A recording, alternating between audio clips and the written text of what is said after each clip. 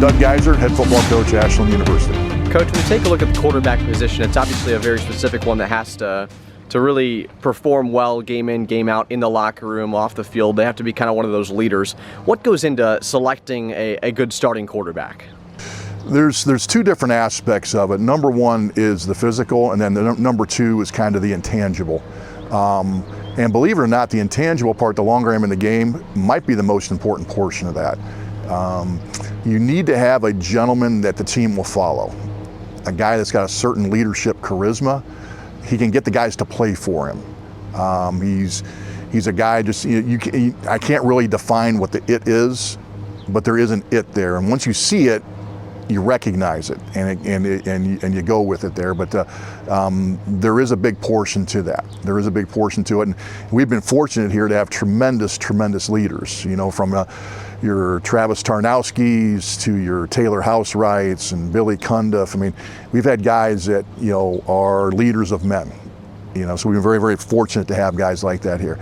And then you obviously there's a physical component too as well. I mean, at some point you got to be able to throw the ball.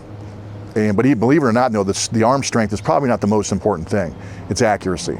It's decision making. Those are the things you want to look at when you're picking a quarterback, because those are the things that translate. You got to make good decisions. You can't throw the ball away. You can't throw the ball to the other team.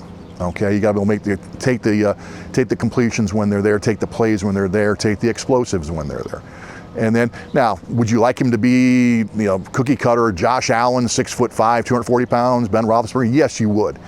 But, and you look at last year's quarterback, Trevor Brzezinski, he's 6'5", he's 250 pounds, and our line is pretty big, but he's able to see the lanes to throw it.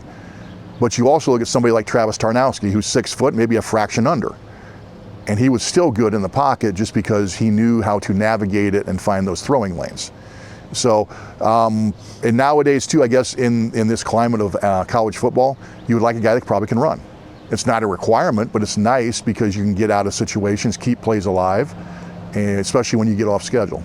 So those are kind of probably the main things I look at when we look at recruiting quarterbacks, and also who plays for us. Yeah, a big thing you mentioned too is obviously the physicality, the height, the weight, the speed of an individual. But the other characteristics that you mentioned, are those things that can be taught, or are those things that people are oftentimes born with? To answer your question, yes. I think it's a little bit of both. It's a little bit of both. You can develop to a certain extent, although I talked to Coach Stacy, our offensive coordinator, our quarterback coach. Usually a throwing motion that a guy comes into college with is a throwing motion they're going to have. It's hard to overhaul those things, so you kind of you improve along whatever their throwing motion is at that point. And the physical portion, you can get better with the physical portion. You go back to somebody like a Travis Tarnowski. He was 180 pounds in high school. He graduated about 210. You look at Austin Brenner, same way. He was about 175. By the time he graduated, he probably played about 205. So you can get bigger, you can get stronger to a certain extent. You probably can't get higher, because sometimes, nature calls with that. But you can improve the physical package with your strength, your ability to take hits, your ability to run, maybe some short area quickness as well. Yeah, and obviously too for Eagle Nation, the reason why we have this discussion is because you guys are looking for that next starting quarterback. When you take a look at the guys you got in the locker room now, what are those things that you guys are looking at with these individuals? What are those characteristics, maybe the different things they're doing very well that you guys are liking to see? First and foremost is production. You have spring practice, you look at previous experience as well, who produces, okay, who moves the football team, who can get the team to play for them, who understands the scheme, who can take the plays that are there, keep you on schedule so you don't get behind schedule. That's probably the biggest thing you look at there. And then, you got two different ends of the spectrum here with Cam Blair, who's very experienced and has been through the system, was our scan punter last year, and so has started some games here.